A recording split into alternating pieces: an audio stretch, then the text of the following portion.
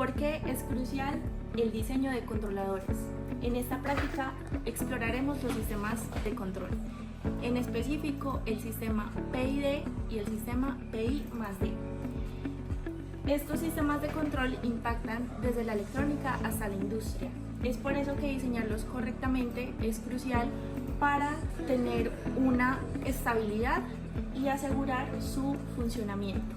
¿Qué analizamos en esta práctica? En esta práctica no solo diseñamos los controladores PID y PI+D, sino que también hacemos un contraste de los resultados teóricos versus los prácticos, utilizando herramientas como MATLAB, el osciloscopio, Simulink y Proteus.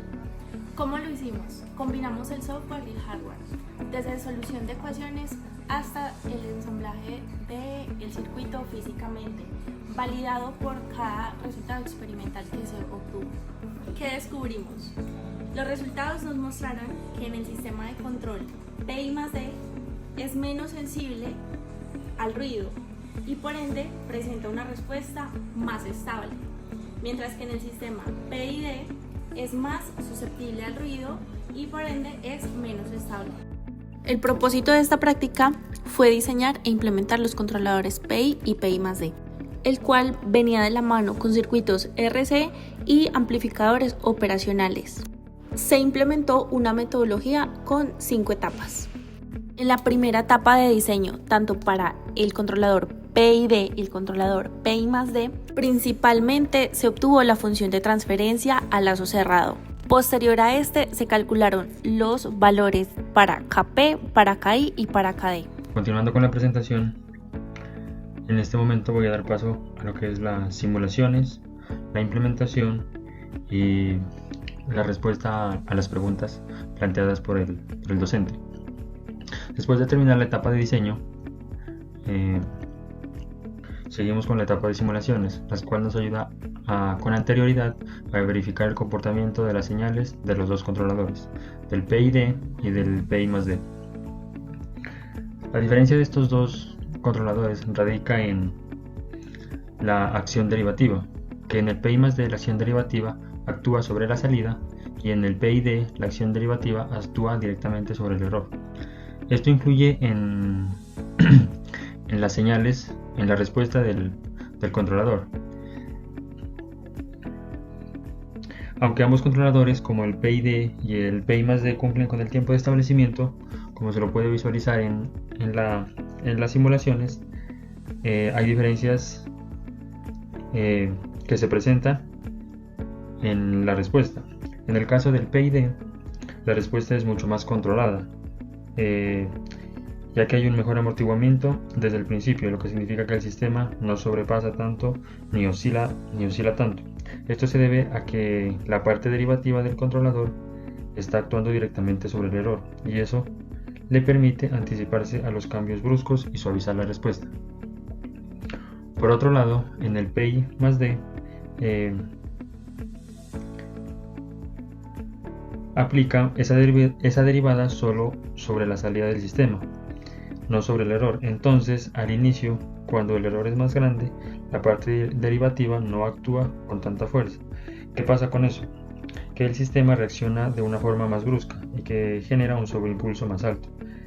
En resumen, el PI+D pierde algo de esa capacidad de amortiguamiento en el arranque y eso se nota en una respuesta más oscilatoria y con un mayor sobreimpulso, como se demuestra en las simulaciones. Por otro lado, ya terminando la parte de la implementación y la simulación, la parte de la implementación ya es el montaje físico, como se muestra en esta imagen, y donde se evalúa a la salida del sistema RC, en la carga del capacitor. Estos sistemas por lo general son alimentados con una referencia, en este caso con un escalón unitario. Pasando a la parte de las preguntas, podemos decir que el controlador PID, en el término derivativo, actúa sobre el error, que al inicio es más grande y que hace que la derivada tenga una influencia fuerte en la señal de control. De esta manera, generando un pico más elevado y corrigiendo rápidamente el sistema. Por otro lado, el PID, en cambio, la derivada solo se aplica a la salida, como se puede observar en esta imagen, la derivada se está aplicando a la parte de la salida, no se está aplicando directamente al error. Y en este caso, como la salida aún no ha cambiado mucho al inicio, su derivada es pequeña. Eso hace que la señal de control sea menos intensa en los primeros instantes, lo cual reduce su valor general. Por otro lado, los sistemas no cumplen con precisión los parámetros de diseño, incluso en simulaciones. Esto se debe que, aunque en teoría se diseñan sistemas para cumplir con ciertos parámetros, como el sobreimpulso o el tiempo de establecimiento, en la práctica, incluso en las simulaciones, hay factores que hacen que no se cumpla con exactitud. Primero, por una parte, las limitaciones numéricas. Por ejemplo, los algoritmos de integración o discretización pueden introducir pequeños errores, o el no tomar todos los valores al momento de calcular los parámetros o las variables. Segundo, al usar modelos como más realistas, aunque sean simulados, hay dinámicas internas que no se consideran en el diseño, como retardos, saturaciones o pequeñas no linealidades. Para el controlador PID, la acción proporcional e integral siguen actuando sobre el error entre la referencia y la salida del sistema. Pero, a diferencia del PID clásico, la acción derivativa se aplica directamente sobre la salida y de t y no sobre el error, que sería RT menos y de t. Esta estructura tiene una ventaja muy importante, que evita derivar la referencia, lo que elimina los picos bruscos de la señal de control que suelen ocurrir cuando la referencia cambia rápidamente. También hay que tener en cuenta que mi señal de control, también cuando es alimentada por un escalón unitario, nos genera un delta de Dirac. Por tanto, la contribución del término derivativo al control se reduce, lo que disminuye considerablemente a la magnitud total de la señal de control. Para el caso del PI más D, tenemos de que el máximo sobreimpulso es del 0.36, o sea, el 36% del 40% que como tal se nos está pidiendo en esta práctica, que a su vez es bastante fidedigno a la simulación del PI más D. Para, digamos, obtener este voltaje, lo que hicimos fue utilizar los cursores para determinar el voltaje máximo, o bueno, el sobreimpulso máximo como tal de la señal. Ahí como se observa como tal en los resultados. Es más estable en comparación del PID, pero la respuesta es más lenta. Como podemos observar en la etapa 2, el PID tiene una respuesta mucho más rápida. Ya. Conclusiones.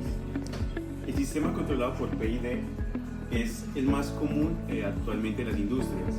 En el caso contrario del PI más D, el PI más D se utiliza más que todo en términos más especializados, por ejemplo en robótica, más que todo con una entrada o una referencia más dinámica. En cambio, digamos, los PID se utilizan más que todo para una referencia más constante, que tenga menos ruido. Para el controlador PID, la acción proporcional e integral siguen actuando sobre el error entre la referencia y la salida del sistema. Pero, a diferencia del PID clásico, la acción derivativa se aplica directamente sobre la salida y de t y no sobre el error, que sería RT menos y de t. Esta estructura tiene una ventaja muy importante, que evita derivar la referencia, lo que elimina los picos bruscos de la señal de control que suelen ocurrir cuando la referencia cambia rápidamente.